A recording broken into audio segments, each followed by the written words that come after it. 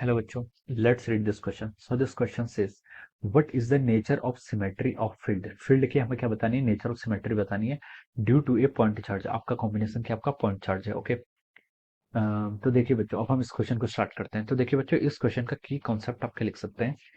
The key concept of this question, इस question का देखिए. हाँ, इस क्वेश्चन का की कॉन्सेप्ट क्या लिख सकते हैं. यहाँ पर आपको क्या फाइंड आउट करना है.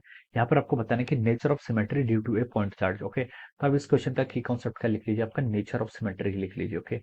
Nature of symmetry is the key concept of this question. Okay. अब देखिए नेचर ऑफ सिमेट्री क्या होती है. देखिए बच्चों, नेचर ऑफ सिमेट्री से मेरा मतलब यह है कि हम देखिए नेचर ऑफ सिमेट्री से मतलब है कि आपके पास देखिए मान लीजिए कोई पॉइंट चार्ज है. This is a point charge. यहाँ पर हमें पॉइंट चार्ज के करस्पॉन्डिंग बताना है. ओके. तो देखिए इस पॉइंट चार्ज से मान लीजिए हम क्या करते हैं, इलेक्ट्रिक फील्ड फाइंड आउट करते हैं. क्या करते हैं, इलेक्ट्रिक फील्ड फाइंड आउट करते हैं.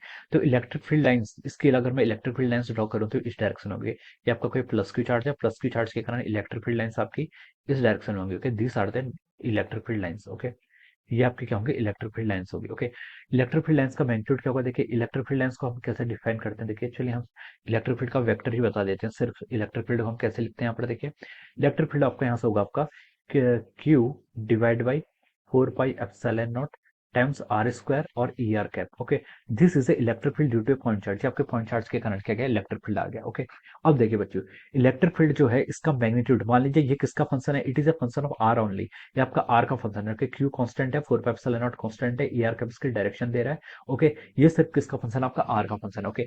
अगर मैं यहाँ पर बात करूं, अगर मैं देखिए यहाँ पर बात करूं किसी पॉइंट पी पर, मान लीजिए आपका एक पॉइंट पी है. मैं पूछूं यहाँ पर कितना इलेक्ट्रिक फील्ड होगा, तो आप कहेंगे sir q by 4 pi epsilon naught r square. यहाँ से यहाँ तक की जो डिस्टेंस होगी, क्योंकि मान लीजिए स्मॉल आर है, तो इस डिस्टेंस पर जितना आपका इलेक्ट्रिक फील्ड होगा वो यहाँ पर आप q divided 4 pi epsilon naught r square लेंगे, तो यहाँ पर आपको इलेक्ट्रिक फील्ड फाइंड आउट हो जाएगा. ओके. अगर मैं सिमिलरली बोलूँ इस पॉइंट पी पर मुझे इलेक्ट्रिक फील्ड फाइंड आउट करना है. ओके.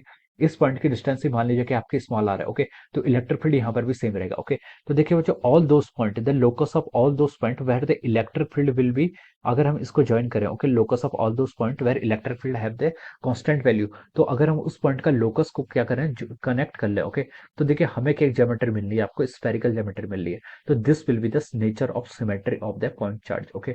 ये क्या कहलाएगी, आपके पॉइंट चार्ज की आपकी नेचर ऑफ सिमेट्री को कहलाएगी. ओके. नेचर ऑफ सिमेट्री का यूजेस क्या है. नेचर ऑफ सिमेट्री को अगर आपको पता है तो आप इसकी, आप इससे कर सकते हैं इलेक्ट्रिक फील्ड या फिर इलेक्ट्रिक जो आपका क्या फील्ड होता है, या फिर हम कह सकते हैं फील्ड को आप क्या कर सकते हैं, इजिली यहाँ पर क्या कर सकते हैं, फाइंड आउट कर सकते हैं.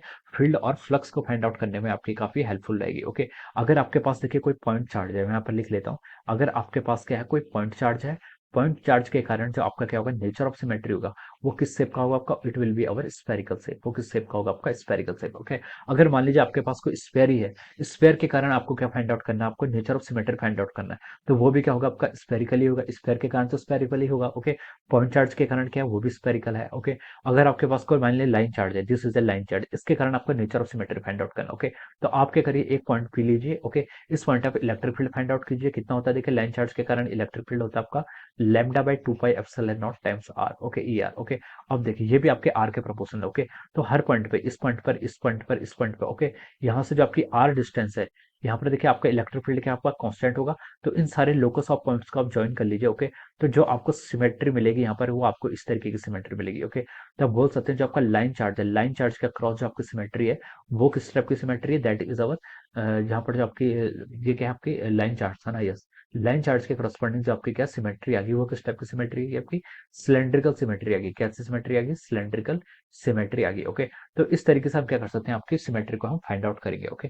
सिमेट्री को फाइंड आउट करने के लिए आप एक कोई पॉइंट ले लीजिए, उस पर इलेक्ट्रिक फील्ड फाइंड आउट कर लिए, और सेम डिस्टेंस पर आप इलेक्ट्रिक फील्ड फाइंड आउट करते रहिए उसके अक्रॉस. ओके. तो जो आपको सिमेट्री बनाई देगी, जो आपको लोकस ऑफ पॉइंट बनेगा, that will gives us the nature of the symmetry of due to that charge, या फिर हम बोल सकते हैं कॉम्बिनेशन ऑफ चार्ज, या फिर हम बोल सकते हैं कोई आपका डिस्ट्रीब्यूशन ऑफ चार्ज. जैसे यहाँ पर आपका लाइन चार्ज है. ओके.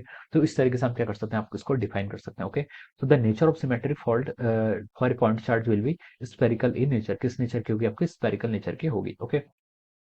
और ये हमारी गॉसियन सरफेस को फाइंड आउट, गॉसियन सरफेस जो होती है आपकी, वो आपकी नेचर और सिमेट्री की हेल्प से क्या की जाती है, आपकी कैलकुलेट की जाती है. Okay. So this will be the answer of this question.